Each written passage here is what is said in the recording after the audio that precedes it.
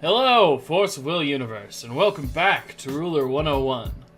Today we're talking about a very special ruler. So why is she special? Because she's the first elf ruler I ever tried building with. That turned out to be a terrible idea, and I scrapped the project almost immediately. But she still holds a special place in my heart. I'm talking, of course, about Christie, the Wind Tracker. Christie, as a ruler, is a green elf ruler with a J activate of green 2. If your opponent controls a vampire, immortal, or werewolf resonator, it's free instead. That is really cool, because while werewolves and immortals aren't that common, vampires are really common. And right now, there's a high likelihood that they're going to have at least one, and if you happen to be going against a vampire tribal type deck, like say someone's playing Dracula, then you can flip for free. And that free flip is really worth it, especially if you have some other way to call your stone, or if you're using it with like a Flute's Water Dragon or something like that. But besides that, she also has an activate ability. One of the cooler activate abilities. Draw a card. Play this ability only if you have exactly 5 cards in hand. It's a rest ability, so be careful when you're using it. Basically, you don't want to screw yourself out of a stone, etc. It used to be really cool, because back when she was first released, you had a recovery on your first turn if you were going second. So, the opponent would start, right? They'd call their stone, and then at the end of their turn, you'd rest her to draw a card, and then on your turn, you draw another card, starting with a 7-card hand. That was really good. Like, that's a lot of advantage. But that's not her only power, because on her flip side, she becomes Helsing the Vampire Hunter. Get it?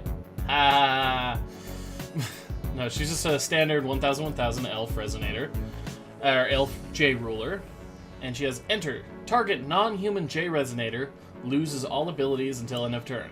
At the end of turn, destroy it. This was really cool at the time because there was very little interaction with J rulers. Especially straight out kill. Like, you normally had to whittle your opponent's J ruler down, and it was just a really big force that you had to deal with. Besides that, just making them lose all abilities, so like imperishable and that sort of thing, is also amazing. Now, it doesn't say they can't gain them back, so they can always play some ability that gives them imperishable again before the end of the turn. But if you're J activating on your turn, there's very few options outside of Regalia. Other than that, she's just a solid, she flips, kills the thing. Freaking cool. There you go. As far as support cards for her, Elf Tribal is usually what you would go for, just because she is an elf and there are resonators that benefit off of having elves or that give elves benefits. But we'll start with an easy one, and that's Christie, the Warden of Sanctuary. Her time-flung alternate card, I don't know. Her resonator form is really good in Elf Tribal. It's a 400/400 for 2 green. Other elves you control cannot be targeted by spells or abilities your opponent controls. Rest 5 recovered elves you control, you gain 500 life and draw 2 cards. Okay, so she gives all of your elves super barrier, and you can rest 5 elves to draw 2 cards for a 2 cost. And because she is a resonator herself, you can rest her as part of her ability, so you only need 4 other elves. And with elves as they are at the moment, because like just really easy 1-drop, 1-drop, 1-drop, maybe a 2-drop, it's really easy to do it, and then you just... amazing. It's just, like, it's so good. And because it doesn't say other elf resonators, your Helsing will also gain barrier from this card. So that's something to consider. Having a J ruler with barrier is awesome, because that's a huge elf that's just swinging at your opponent's face with barrier, and there's nothing they can do about it. Next up, as far as cards go, we have the Wiseman of Winds. 1 green and 1 for an elf resonator. It's an 800/600 for 2. That's pretty strong, especially for a 2-drop. And especially for a 2-drop at the time. Most 2-drops were 4/4s or less. So at the time, this was an amazing card. Basically super strong, very hard to deal with, and just bonkers. It has an enter, banish this card if you don't control another elf. So it does have a weakness, but it's another elf, not another elf resonator, and because Christie and Helsing are both elves, this, you will always control an elf. So this is just a 2-drop body, a big body at that. Admittedly, nowadays there are better 2-drops, well, sort of. For the amount of power she brings, and just the elf synergy, there's not much that can match her in this particular deck. But aside from that, it's just a solid card. And then, of course, we have the awesome elf tutor, Guide of Heaven. 1 green and 1 for a 200/200 elf. Activate, rest, reveal the top card of your main deck. If it's an elf resonator, put it into your hand. And then she also has Awakening for green. Search your main deck for an elf resonator, reveal it, and put it into your hand. So for 3, she enters the field, replaces herself, and then on your opponent's turn, she can rest and then reveal the top card, and you can potentially get an elf. That's awesome. Like, she generates so much card advantage in an elf tribal deck. Because in an elf tribal deck, you can just fill it. You can ignore, like, Chance or, like, Thomas and such and just fill your deck with elves, and this will hit 90% of the time. Even in a normal elf deck, where you're running 50% or more elves, she's still really good because she has that huge chance to hit an elf. And searching whatever elf you may need at that point is amazing. Just being able to go, oh, I need this. Oh, I need a Christie. Oh, I need another buff elf. That sort of thing, really good. I highly recommend this in any elf tribal, even outside of Christie. Then we have Fina, the silver player. A 400/400 for 2 green and 1. Elf, obviously. She has continuous. If your ruler is Christie, the Wind Tracker, or your J ruler is Helsing, the Vampire Hunter, resonators your opponent controls lose all symbol skills. Symbol skills: flying, precision, first strike, target attack, swiftness, all that sort of awesomeness. Like, they just lose it. That is what is it? That is what Zero does on her J-Ruler side. Like, holy crap, that's so good. Admittedly, for 3 on a 4/4, that's really easily killable by certain spells. But if you have a Christie, it's a risk that you can take and not really worry about. But she has another continuous ability, which makes her usable even outside of Christie. Other elves you control gain +400/+400. Holy crap. This turns all of your elves into swinging monsters.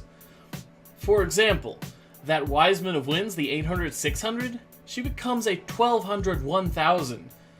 And it doesn't say Resonator, so your Helsing is a 14/14 with this on the field. You just have to have 1 on the field. That's it. That's all you gotta do. And all your elves suddenly have this power to them. And if you get more than 1 out on the field, oh, forget about it. You're golden. A +8, just having 2 +800 buff to the board is amazeballs. Like, you win every fight at that point, and you're swinging in for probably lethal. I can't tell you how many times I've, like, dropped a Fina in one turn and then swung for lethal because it's just +400/+400 to my entire board, and there's nothing they can do. There's just nothing. It's freaking cool. If you're running Christie, she's double the cool, but even outside of Christie, I would run her in any elf deck. Moving on, we have her one chant that she uses. This is a chant specific to Christie. It's really not that great outside of Christie, but when used with her, it's very good. Silver Bullet, 1 green and 1. If your ruler is Christie, the Wind Tracker, or your J ruler is Helsing, the Vampire Hunter, you may pay 1 less to play this card. So, total 1 green. Search your main deck for a Wind Resonator, reveal it, and put it into your hand. Then shuffle your main deck. That's not only any of your elves, but also any other wind resonator that you could possibly imagine. You want variant doll? Sure. Variant enormous effigy? Why not?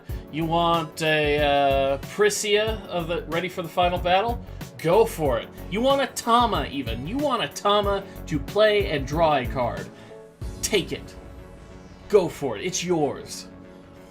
This card is what really sets Christie apart and why I really thought that she was what I needed as far as the deck I was trying to build. Now, for pure elf tribal, she's not the best, but a sort of mid-rangey win deck, I can really see being really good with her, just because you have that search, you have that option to go and be like, I need this, I need this. Aside from that, it's just really solid all around.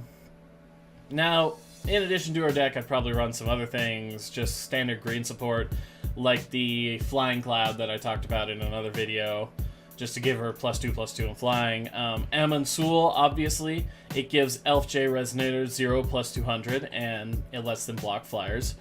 Aside from that, nothing super special. Just a stone I'd like to note right quick that I use in all of my elf tribal decks. Saintly Elven Stone. You treat it as Windstone, it produces 1 green, and you can also rest it to give a target elf +100/+100 until end of turn. This doesn't seem like a lot, but when you're leaving that will up to cancel something, if you don't use it to cancel, on your turn you can just buff something like crazy and swing with it. Like, this turns your shitty little, like, tiny elves into decent stat lines.